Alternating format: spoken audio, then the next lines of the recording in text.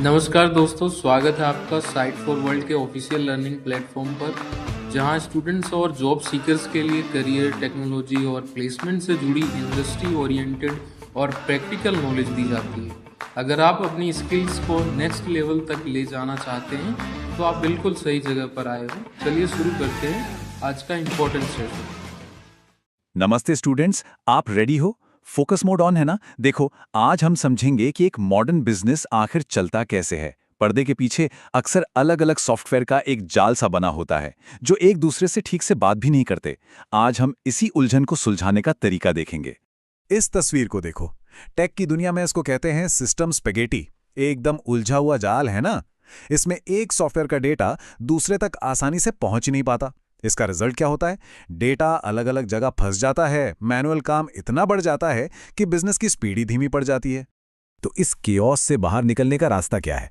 देखो, हर मजबूत इमारत की तरह यहां भी एक सॉलिड फाउंडेशन से शुरुआत करनी पड़ती है। और बिजनेस टेक में वो फाउंडेशन है ईआरपी, यानी एंटरप्राइज रिसोर्स प्लानिंग सिस्टम। ये बनेगा आपके बिजनेस का सेंट्रल हब। तो ये ईआरपी आखिर है क्या चीज? इसको ऐसे समझो, ये एक मास्टर सॉफ्टवेयर है जो बिजनेस के सारे जरूरी हिस्सों को, जैसे finance, HR, manufacturing, supply chain, सबको एक ही जगह, एक सेंट्रल डेटाबेस से जोड़ देता है। Kind like a command centre for the whole company. और ये एनालॉजी तो बिल्कुल परफेक्ट है। एक ईआरपी सिस्टम कंपनी के लिए उसके सेंट्रल नर्वस सिस्टम की तरह काम करता है, जहां से सारे इंपॉर्टेंट ऑपरेशंस कंट्रोल होते हैं। और हाँ, आज के जो मॉडर्न ईआरपीज हैं वो क्लाउड बेस्ड हैं, मोबाइल रेडी हैं और हर साइज के बिजनेस के लिए आराम से फिट हो जाते हैं। समझ आ रहा है ना?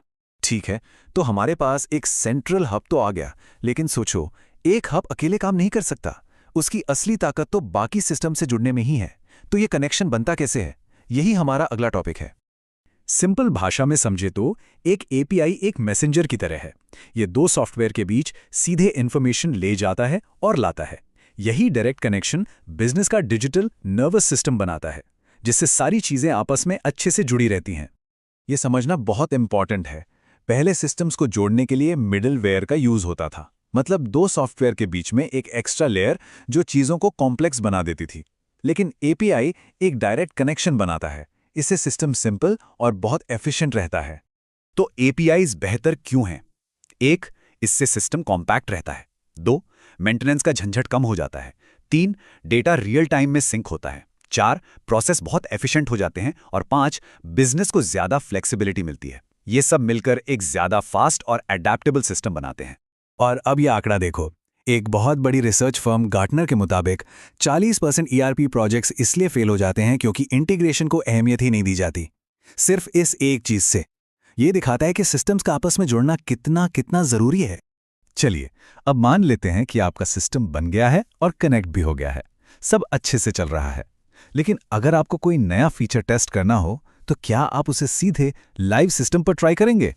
सोचो जरा, अगर कुछ गड़बड़ हो गई तो? बिल्कुल नहीं। इसके लिए एक बहुत स्मार्ट तरीका है। ये एक बहुत क्रिटिकल सवाल है। आप अपने बिजनेस में नए आइडियाज को लाइव सिस्टम को रिस्क में डाले बिना आखिर टेस्ट करोगे कैसे? इसका जवाब है हमारे अगले स्टेप में। और ये रहा सॉल्यूशन, एक सैंडबॉक्स एनवायरनमेंट। ये आपके लाइव ईआरपी सिस्टम का एक एग्जैक्ट टू एग्जैक्ट क्लोन होता है।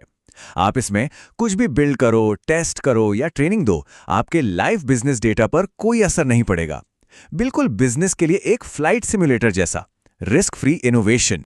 तो सैंडबॉक्स का फायदा क्या है?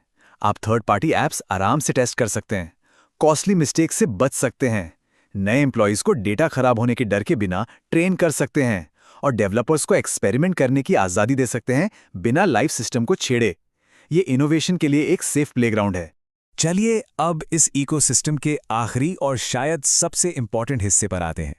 हमारे कनेक्टेड सिस्टम्स में अब ढेर सारा डेटा फ्लो हो रहा है, पर इस डेटा का मतलब कैसे निकालें, उसे कैसे यूज करें? ये लाइन बहुत इंपॉर्टेंट है, ध्यान से सुनना। सिर्फ डेटा कलेक्ट करना काफी नहीं है, उस डेटा को समझना जरूरी है। आपके ईआरपी में सारा डेटा है, पर उससे स्ट्रेटेजिक ग्रोथ कैसे मिलेगी? वहीं पर बिजनेस इंटेलिजेंस यानी बीआई काम आता है। चलिए, इसका फर्क समझते हैं। देखो, ईआरपी एक ओएलटीपी सिस्टम है। इसका काम है ट्रांजैक्शंस रिकॉर्ड करना, मतलब ये बताता है कि क्या हुआ। सही है? वहीं बीआई एक ओएलएपी सिस्टम है। इसका काम है डेटा को एनालाइज करके बिजनेस को आगे के डिसीजंस लेने में मदद करना। ये बताता है कि ऐसा क्यों हुआ। और जब आप BI को ERP के साथ जोड़ते हैं तो आपका बिजनेस ट्रांसफॉर्म हो जाता है। आपको ऑपरेशंस का एक यूनिफाइड व्यू मिलता है। आप मार्केट चेंजेस पर तेजी से रिएक्ट कर पाते हैं। मैनुअल रिपोर्टिंग खत्म हो जाती है। और सबसे इंपॉर्टेंट, आप फ्यूचर ट्रेंड्स को प्रिडिक्ट कर पाते हैं, ना कि सिर्फ उन पर रिएक्ट। इससे बेहतर एनालॉजी हो ही नहीं सकती। बिना BI के ERP यूज करना ऐसा है जैसे आप सिर्फ रियर व्यू मिरर में देखकर गाड़ी चला रहे हैं, और BI के साथ आपके पास एक रियल टाइम GPS है जो आपको आगे का रास्ता दिखाता है। सोचो कितना बड़ा फर्क है ये। तो आखिरी सवाल आपके लिए, क्या आपका बिजनेस सिर्फ डेटा इकट्ठा कर रहा है या आप एक सच में इंटेलिजेंट एंटरप्राइज बना रहे हैं? आज हमने देखा कि एक मजबूत ERP foundation, seamless API connections, safe sandbox environments और इंसाइटफुल BI टूल्स मिलकर एक मॉडर्न बिजनेस की नींव रखते हैं। इस पर सोचिए कि आपका बिजनेस इस सफर में कहां है।